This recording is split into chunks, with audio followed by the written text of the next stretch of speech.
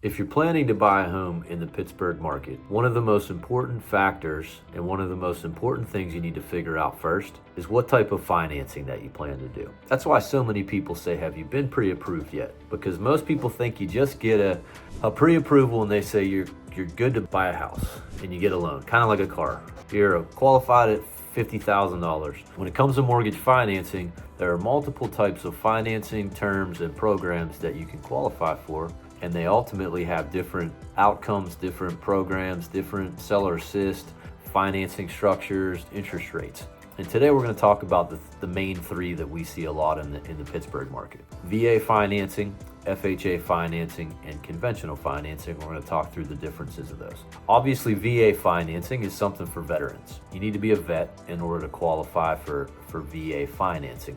And one of the key benefits to VA financing is the 0% down requirement. Most people use their VA loan eligibility in order to not have to put any money down whenever they purchase that home. That 100% financing also comes with no mortgage insurance, no monthly mortgage insurance. Now, the VA has a upfront one-time VA funding fee. Sometimes that with correct eligibility, there are certain different levels when it comes to VA financing. Sometimes you can even have that waived. That can be funded into the loan, that can be removed from seller assist. But most people are looking for VA financing. They're looking for 100% financing. In addition to that, they're looking to get their closing costs paid for by the seller. And so the VA loan program has some certain restrictions, and these restrictions limit what fees a veteran can be charged. It reduces the amount of closing costs, but in addition to that, they can ask for a seller to pay up to 4% of the customary closing costs in addition. So a lot of times we have vets that will come in and they'll maybe put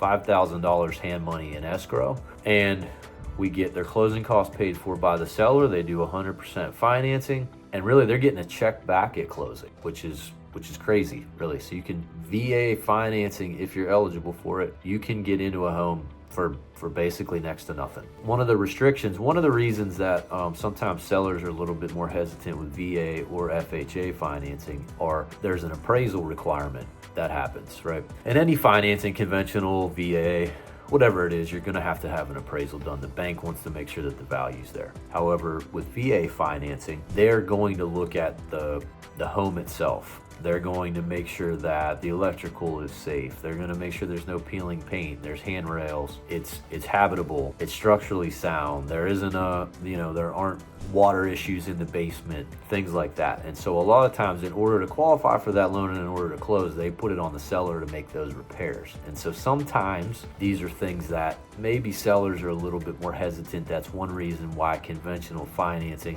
whether it's right or wrong, is maybe looked at a little bit in a little bit better light whenever you're accepting offers from a home buyer. Now, the second option that we want to talk about is FHA financing. If you're not a vet, this is probably your next best bet in terms of low down payment eligibility for first-time home buyer, or any home buyer for that matter, right? You can purchase a home for as little as 3.5% down with FHA financing. So you don't need the 20% down or 30% down that people talk about all of the time, right?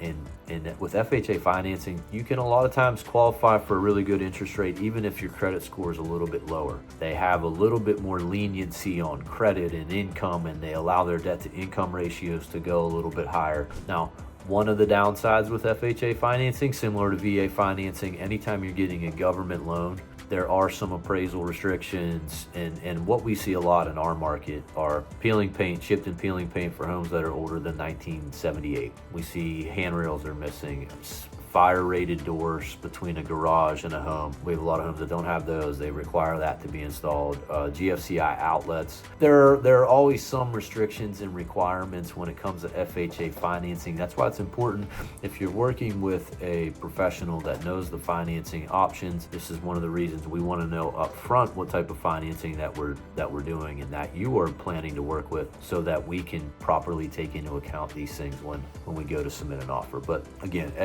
VA and FHA financing, we do have some appraisal restrictions that come along with it, and a lot of times they're maybe not looked at in as great a light by a home seller as conventional financing. But generally speaking, we already kind of know what's going to come up, and we can work through these issues with you as a home buyer. The other big one that most people use, FHA financing, you can get into the home with as little as 3.5% down. You can get a gift fund for that, so if you're first time home buyer, mom or dad could gift you the majority of that. I think you have to come out of pocket with $500 or $1,000 minimum. But we can also then ask for up to 6% seller contribution towards closing costs and prepaid items. So with FHA financing, even with 3.5% down, we can get up to 6% in seller assist. We can get all of your closing costs paid for. And so really, it is a really good option for people who are limited on funds. They want to get into a home, they can afford the payment, and just not sitting on a lot of cash. So we can structure a deal where you're really purchasing a home, you're buying a home with little to no money down. Let's talk about conventional loans. This is the standard financing term that most of us use in the industry for Fannie Mae backed homes. Conventional financing. These are non-government loans, so FHA financing and VA financing, the government is backing those loans for the lender. So if somebody defaults, then ultimately that's what the mortgage insurance pays for. Conventional financing, this is kind of on the lenders, and they're going to take into account some private mortgage insurance. And so most people think that you have to put 20% down when you do conventional financing. That's not the case. You can purchase a home with conventional financing for as little as 3% down. There are some programs with 3% down financing. We're a little bit more limited on seller assist, and we'll talk through those options. But most commonly what we see is there's a 3% down option. Usually the 3% down option, the FHA route at 3.5% tends to make more sense, but not always. That's why it's important that you run these through a lender and make sure that they're looking at both options and comparing those side by side. Or we see a 5% down option. With a 5% down conventional financing, you can get up to 3% in seller assist towards your closing costs. That's the maximum you can get with 5% down. Both of those will carry some type of mortgage insurance. As you get to 10% down, let's say I'm able to put 10% down. So if I'm buying a home for $200,000, that means I'm putting $20,000 as a down payment. I can get up to 6% in seller assist. And so that way I can get, as I get to 10% financing, I can get up to, and beyond, I can get up to 6% seller assist, which will cover all of your closing costs in our market. And so conventional financing, if you were putting less than 20% down, we're going to have some type of private mortgage insurance. We're going to have mortgage insurance on there. And what that means is we're going to have an additional monthly payment that is on top of the mortgage, the principal, the interest, and the taxes. And that mortgage insurance is there because you're not putting 20% down. And you will pay that until you build 20% equity into that home. One of the options that we see a lot lately is once you get around, I think it's like 7.1%. It's a really weird number. There's a calculation that's done on the back end, and this is why, if you're thinking about these options, we need to get in with a lender. We need to have the lender walk through the programs and what options we have out there. But if we know we're going to be in that home for a long time and we want to reduce our payment, there's a one-time lump sum PMI payment that we can make. So we make one big chunk of a payment up front along with our purchase, and we remove the monthly mortgage insurance, and that's really all we pay towards mortgage insurance. And a lot of times if we're, let's say we're putting 10% down, we do a one-time lump sum payment towards mortgage insurance, and we can build that in with seller assist, and we can get that paid for by the seller. It's a great option. Now we just got into a home with as little as 10% down. We have the mortgage insurance paid for by the seller and part of the seller assist, and we were able to get all of our closing costs paid for. So there's a lot of different ways to structure deals and kind of go back and forth on those. And one more key point I forgot to mention, with FHA financing, there is a monthly mortgage insurance that comes along with that. So there's a one-time upfront fee, and then there's a monthly payment that goes along with the FHA financing. It does increase the monthly payment, and that is so that the government can back that loan. That's what comes into account if somebody stops paying on those. So key comparisons: VA financing, 0% down. FHA as little as 3.5% down. Conventional financing, most of the time we're seeing as little as 3% up to 20% or more down. Obviously you can put more down with any of these options. VA financing, there's an upfront VA funding fee. There's no monthly mortgage insurance.